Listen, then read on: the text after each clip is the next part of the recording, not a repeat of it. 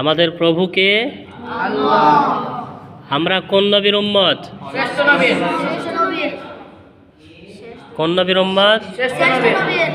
শ্রেষ্ঠ নয়, শেষ নবী হযরত মুহাম্মদ সাল্লাল্লাহু আলাইহি ওয়াসাল্লামের উম্মত, তাই না? আমাদের নবী কত তারিখে জন্মগ্রহণ করেছিলেন? কত তারিখে? একসঙ্গে কত তারিখে?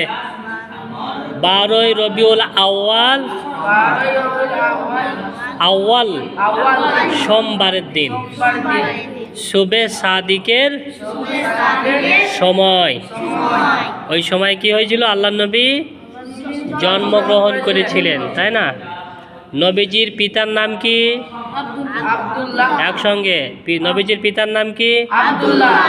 মায়ের নাম আমিনা। মায়ের নাম কি? হ্যাঁ। আর দাদুর নাম কি? নাম দাদুর নাম কি? আব্দুল। হ্যাঁ, মনে থাকবে।